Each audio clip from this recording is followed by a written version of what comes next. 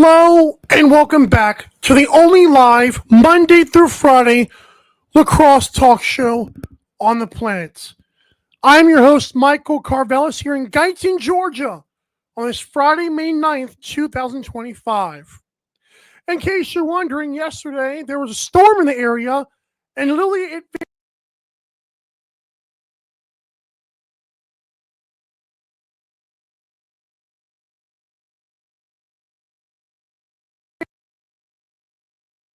we are live here on 12 on Sports via YouTube and X. Be sure to subscribe to the 12 on Sports YouTube channel for other great shows and live sports like college, softball going on right now with Illinois Wesleyan.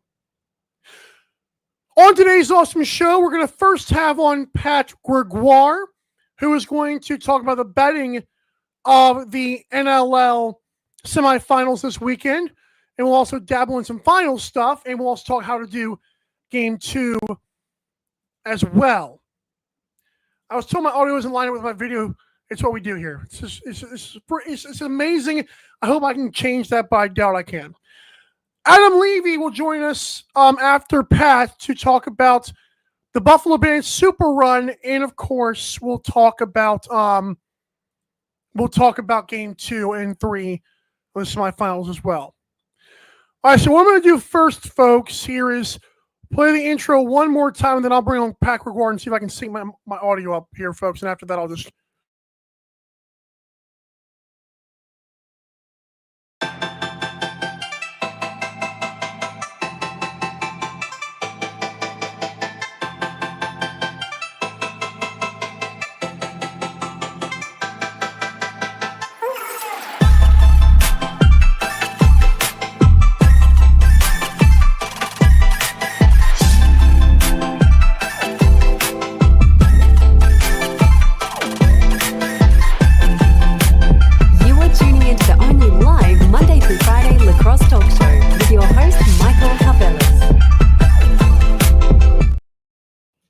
Yeah, I don't even know if that worked, but even if it didn't, who cares?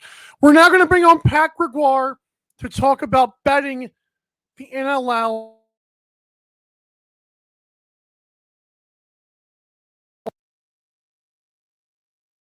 And Pat Gregoire, can you hear me? I thought this is going well.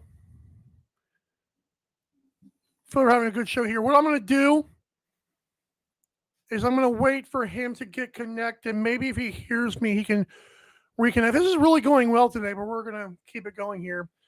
Obviously, we know the betting odds for those things. He's reconnecting, by the way, folks.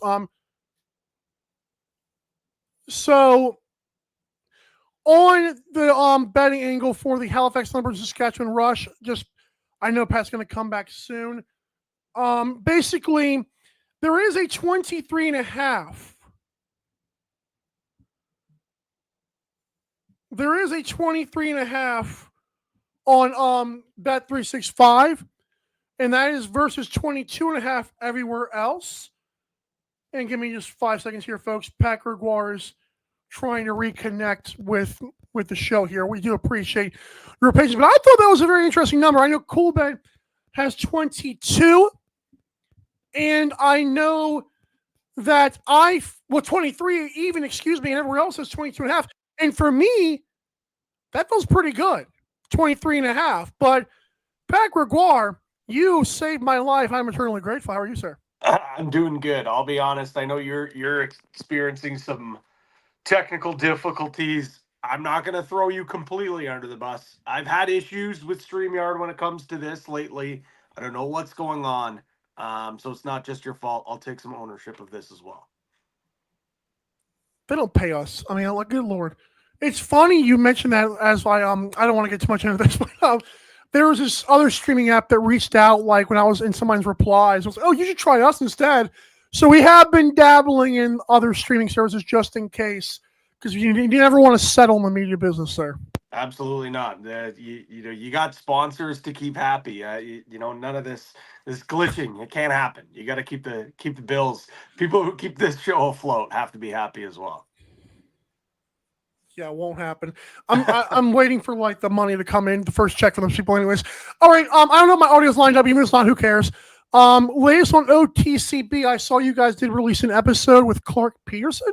Yeah, Clark Peterson joined us from Saskatchewan. He's already out there. A few of the guys were out there yesterday when we chatted with him. Obviously, pretty locked in, ready to go. They're hoping that they can win 2 straight in Saskatchewan. They understand they kind of made their bed. They felt like they kind of let one slip there. It wasn't their best performance, but really good chat with Clark. Talked about obviously the great season, the task at hand. Also talked a little bit about CJ Kirst, fellow Cornell Big Red. He's excited for his Cornell squad in the NCAA tournament, and talks about his thoughts on him as a prospect. So some good stuff this week on OTCB. Yeah, CJ's not a bad prospect from what I've learned. So yeah, he's all right. We'll see. Good. Curse Kavanaugh, like plug and play. Doesn't matter which one plays. They're all awesome. I was gonna ask you something I forgot, but who cares? You're the Halifax guy on the show technically. No offense to Rob Josie, but you were like the paid guy over here for this stuff. You, sir, I just want to know, what was your take? What do you think, if you can give us anything about, like, for the vibe?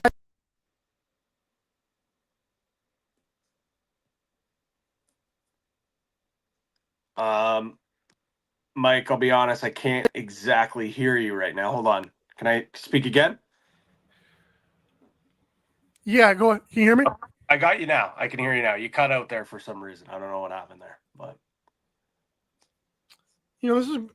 this show is like never. We're gonna make it one day, but that time is StreamYard curse you. Yeah. I was just asking about Halifax's loss. Like, how are the boys feeling? You know what? They're feeling a lot better than I think you would expect after a little bit of a disappointing start to the round number 2. As mentioned, I think they felt like they didn't come out on fire like they needed to. Saskatchewan kind of kicked them in the teeth. They understood that. They knew that they were the better team that night. With that being said, they felt a few pipes, 4 for Randy Stutz alone himself. Felt that second quarter they kind of settled in here, but they know they're going to need a much better effort, a much better outcome as well. So I'd say the vibes are pretty high, pretty positive, but focused, not making any excuses, but ready to go at the task at hand. They realize that they made their bed and they have to sleep in it now. Yeah, I am glad that some of the guys are out there, because they're kind of like giving Saskatchewan a taste of their own medicine with those. Hey, we got here early too, pal. Yeah, I think that's exactly what happened. Are we going to see that it worked for them? I think that it was maybe 3 or 4 guys yesterday that were already there. Actually, 3 of them came in the night before. So 3 of them were in on Wednesday. The majority of the team, I think, are coming in either today or arrived even yesterday. So a much earlier approach, have some team meals. They're going to get a practice in, do some video, basically take the work that they saw from Derek Keenan and his squad and Jimmy Quinlan, and apply it that way. They realize that it's not just one game they got to win. They're just focused on the first game. Game number 2, they'll worry about what they need to do in game 3, but they recognize it's a tall task. Before we get into the actual betting of game 2, I have a question for you, like, because I don't know if maybe you can explain this to the viewers. This kind of shocked me. You mentioned Derek Keenan and Jimmy Quinlan. I thought they were co-head coaches, right? Like, I was just confused on why, like, the coaching ballot was, why Quinlan was the only one they show on the finalist thing. I don't know if you could answer that for us. I don't actually have the answer exactly why. Okay. I think maybe what they're thinking was they'd give, since Keenan is also the GM, they put his name forward for that, and then Jimmy Quinlan's name forward for that. But to be honest, talking to Jimmy Quinlan, he's like, this isn't just, my nomination. He's honored, anytime you're alongside some of those other great coaches, he said it is truly an honor, and he's not taking that very lightly at all. And but when you look at this award, he said it's not just the hard work that I've done, it's the hard work that Derek Keenan's done, the hard work that Jeremy Talebi, the defensive coordinator, has done. Evan Kirk, the goaltender of the year, even mentioned their equipment staff and their medical staff. He said this is an award for their entire staff. It's not just him. He just happens to have his name forward. And if they were to win, this would speak to a larger volume of the Rush organization, not just for Jimmy himself. See, folks, I'm gonna be transparent. Pat was not prepared for that, and he had quotes. This is great. I love this. All right, so let's get into game 2 now. I love that you had that. Listen, after what I saw, I know it's only one game, but man, it's a best of 3, and unless hell breaks loose, I'm just gonna go with the under 23.5. But man, that plus 118 on cool bet for minus 1.5 for the Rush. I'm loving that. I'm sorry, Pat. Yeah, you know what? I think it basically, here's the thing. If you think Saskatchewan's going to win, I think they win big, to be quite honest. And big beat meaning 3-4 goals. I really do. I think and then if you think, if you think that Halifax is going to win, obviously you'll take the money line, but I don't really think, taking plus 1.5 really makes much sense here. I 1000% agree with you. Whether it is a win for Saskatchewan or a win for the Thunderbirds, I think both these teams want to have a little more of a grinded out game. I definitely know that Halifax wasn't pleased with the performance of their goalies, but also their defense. They're going to want to lock it in a lot better than that. I know that they're going to push the ball a little more. I know that they're also probably going to share the ball a lot better. They felt like at some points in that game, it got a little bit too hero ball-y, if that's even a word at all. They want to share the ball much better. They want to swing it to the lefties and the righties. They want to use that ball movement to their advantage. They noticed that Saskatchewan was sending a lot of doubles, a lot of slides. And the easiest way to beat that is continue it with the ball movement, find the open man. Instead, they kind of ran into the doubles and felt like they played right into Saskatchewan's hand. So I do think we're going to see a better offensive output from the Thunderbirds. But I also think that we're going to see a better defensive effort from the T-Birds. So I love the under 23. Honestly, and I'm not just saying this because I'm on the broadcast.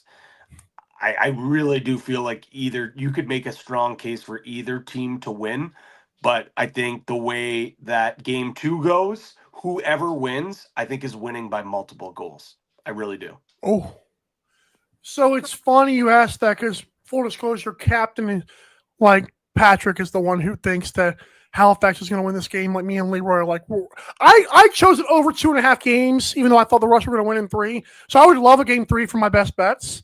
Yeah. But I think if you feel like Halifax wins the game, also, do you also feel like it has to go over the 22.5 on other books, or do you feel like they can do the grind it out?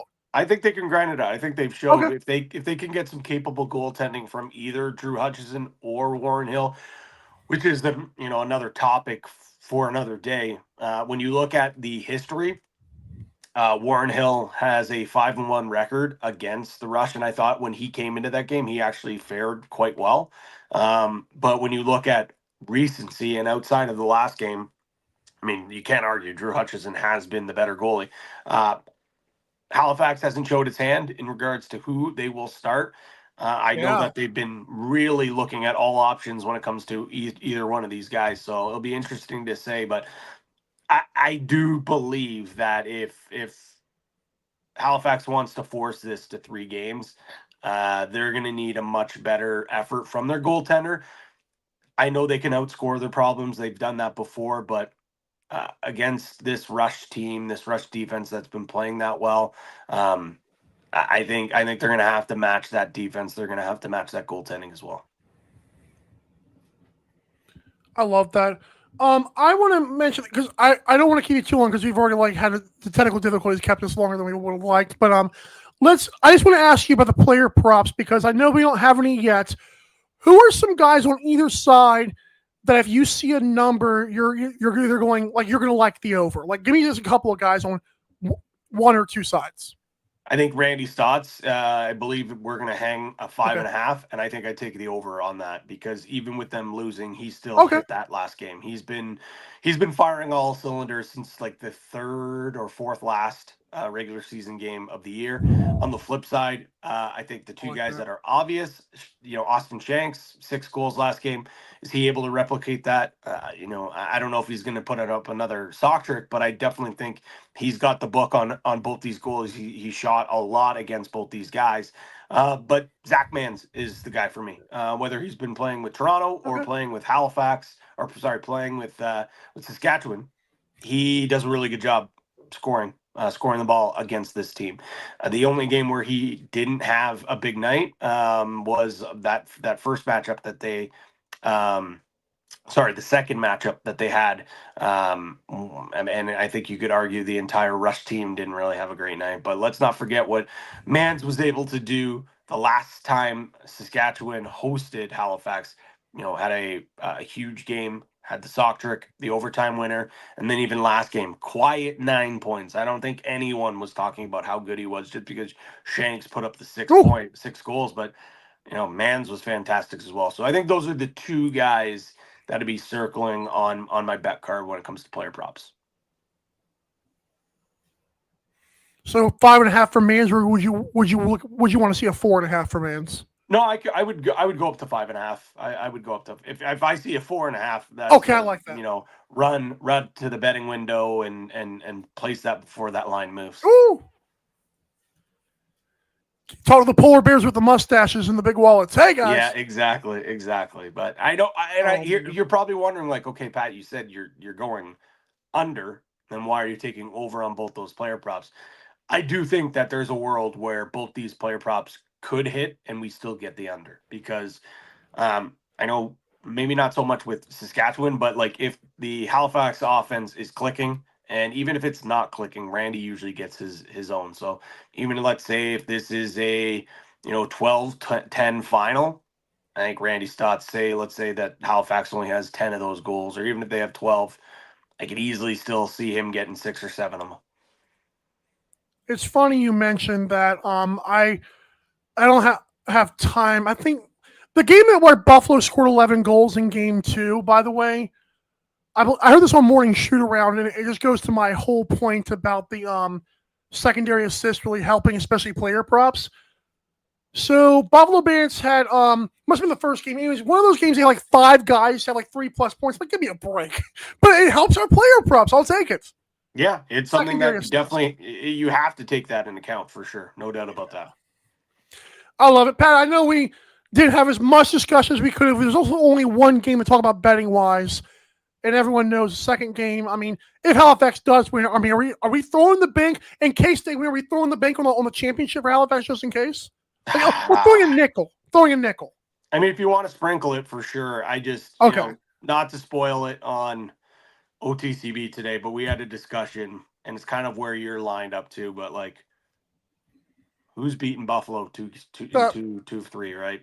Who's doing it? So, hey, if you're just making a little sprinkle, why not have fun with it? But at the end of the day, man, I think Buffalo has proven this entire year and this playoffs that you need a near perfect game to beat this team, and to beat them twice, that's 2 near perfect games. It's going to be tough. I'm not saying that Saskatchewan and Halifax can't do it. I think those are 2 teams that have the capabilities to potentially do it. Just, I don't know. Matt Vince isn't from this planet. They've got 2 of the best offensive players, in the world, and their defense is just absolutely dialed right now.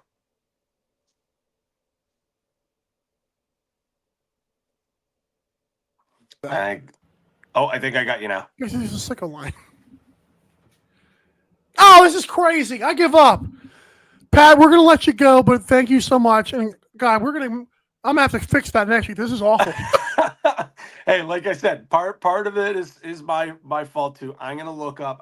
Maybe I'll send a very strongly worded email to StreamYard to say, hey, smarten up here, okay? Use Canadian cuss words. Thank you, Pat. You got it, eh? Okay. Pat Gregoire, everybody. P. Greggy on Twitter and P. Greggy22 on X. P. Greggy22 on Instagram.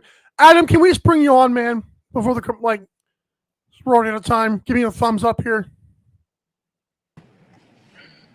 Okay, listen. Adam, I'm so frustrated with technology right now. Yeah, look, we are, and you would think in the year 2025 that we would have figured this out by now, but who knows?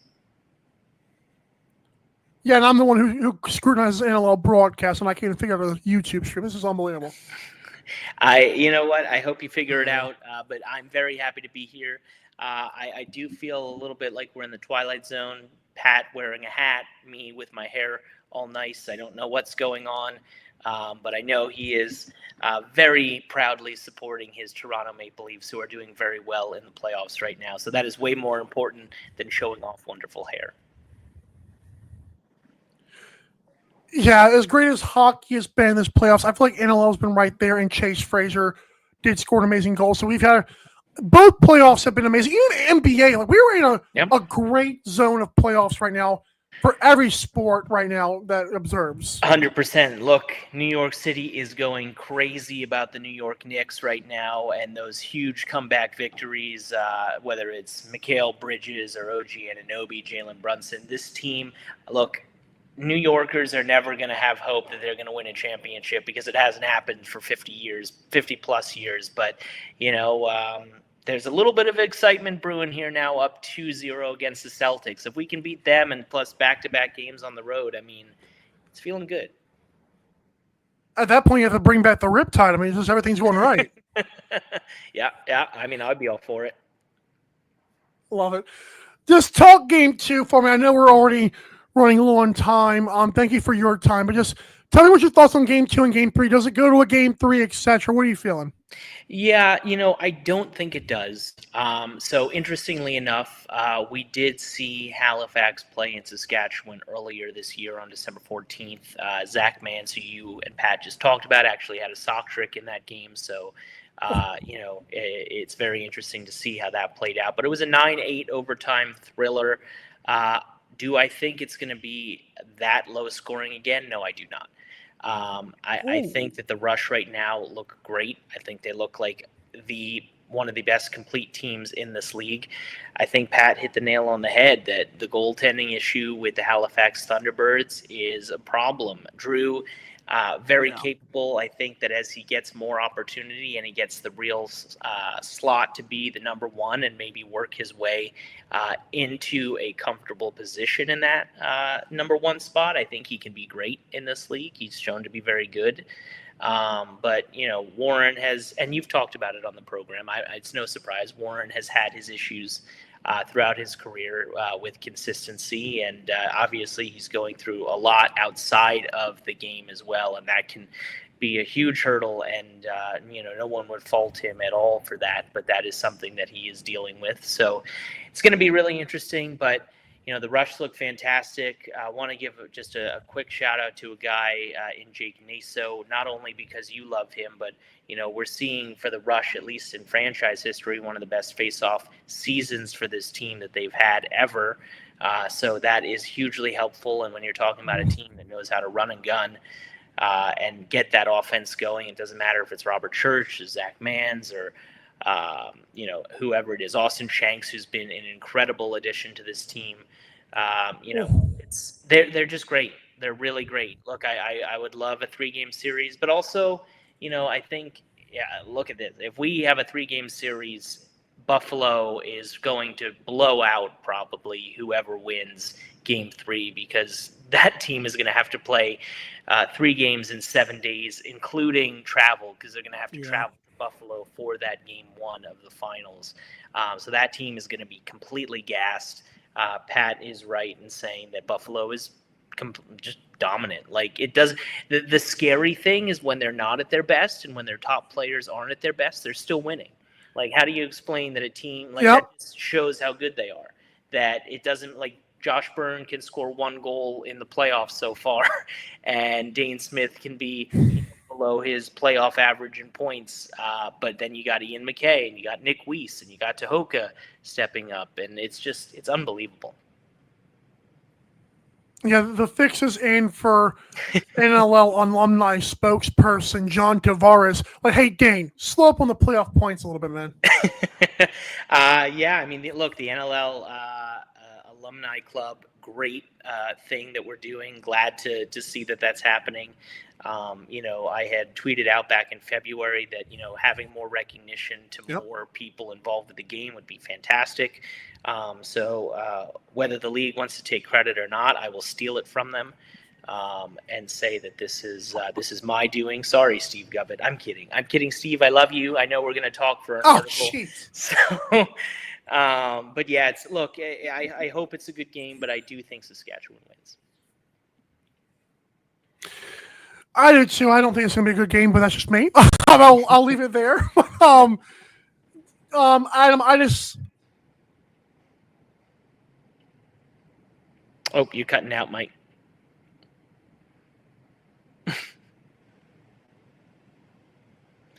Go ahead. I got you now.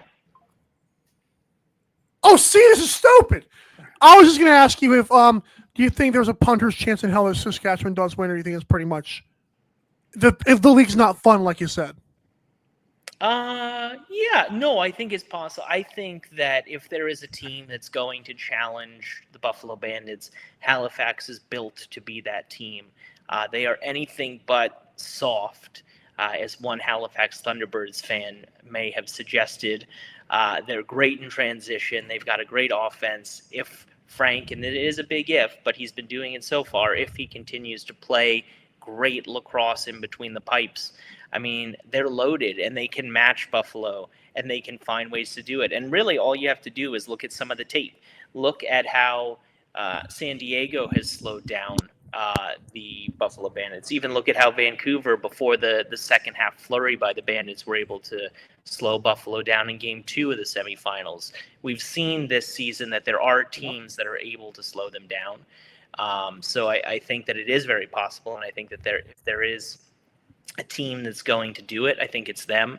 I think that the coaching of Jimmy Quinlan and Derek Keenan and Talevi is going to be fantastic. I think they're the composed, very intelligent coaching staff that you need to keep a group of guys ready to potentially go into Bandit Land with that crazy crowd and say, hey, we know what this moment is. We got to keep our composure. Again, something Halifax needs to keep in check. I had said this actually talking to Steven Stamp today on Inside the World of Box Lacrosse, where Halifax needs to be very, very careful about how they approach this game. It's a very slippery slope because things started to get away from them at the end there, which was unfortunate in Game 1 against Saskatchewan. But if Saskatchewan starts to pull away in Game 2, and then Halifax is pressing and they get frustrated and those penalties start to add up, that game is going to run away from them fast and it's going to be an ugly game. And if composure is an issue, which it sometimes has been for this Halifax Thunderbirds team, you cannot let that become the key factor to why you lose Game 2 just because you're down and you feel like your back is against the wall. You need to say, I'm ready for this moment. I can do this and not let things get away from you. So I hope that the coaching staff of the Halifax Thunderbirds can really hit home that message and that the guys get it and that we don't see some flare-ups and some lack of composure like we did towards the end of Game 1. Oh, you're muted, Mike. Can you hear me, by the way? I can. Yeah, I'm just gonna throw this thing in the trash, but I want a microphone now, so I don't know if it's gonna work better, but it's gonna have to do. Adam, thank you for toughing it out, man. Actually, Mike, now you're not only lined up with your video, but I can hear you perfectly. Christ Jesus Lord. So thank you, Adam. Yeah, Mike, always happy to be here. Very excited for this weekend. I will be celebrating my birthday with friends and family. Mother's Day, Nikki has deserved a very big celebration for Mother's Day. So it's going to be a busy one here in the Levy household, also covering and watching a lot of lacrosse. Very excited. I'm going to be seeing a mutual friend of Pat Gregoire's and mine in Tyson Geik. So that will be very nice. And yeah, it's going to be great. And I hope you enjoy the games as well. Well, I'll see you next time, and hopefully next time I'll see you on time with this voice joke. Well, this is great, and actually now you know that worst case scenario, just unplug the mic because people can hear you, and you're all good to go. I've had a radio face my entire life anyways. Thank you, Adam! Mike, always great to see you.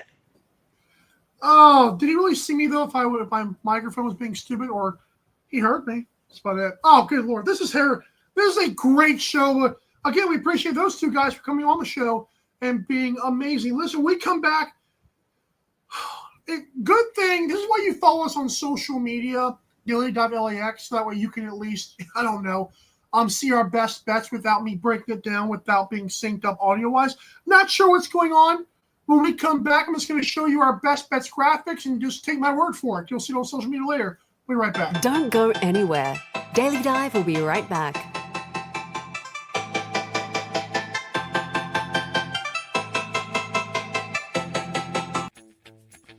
You need tickets to that next event? We've got them. That's right, tickets.12ozsports.com. Get you to any sporting event, concert, theater event that you can think of. And the promo code 12OZ or ROME gets you an additional discount.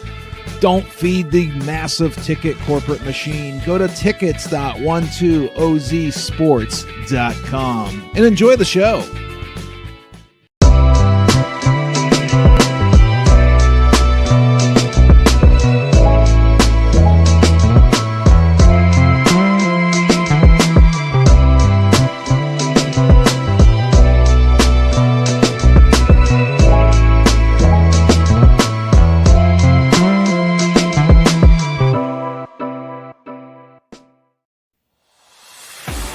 America, get back on track with Dust Pod's Performance Stabilizer.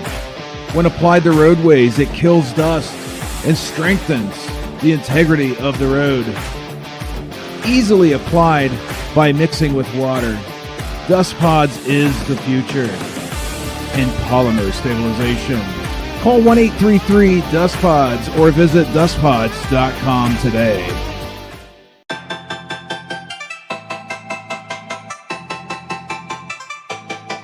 Daily Dive is back in 5, 4, 3, 2, 1. So check out the ticketing platform at 12onsports.com. Click the tickets tab. Because my audio has been bad today, and most of you probably already clicked off when you first clicked on. Those of you who stayed with me, just know I'm here for you, and we'll have this fixed by Monday's show. Go to 12ozsports.com. Click the tickets tab.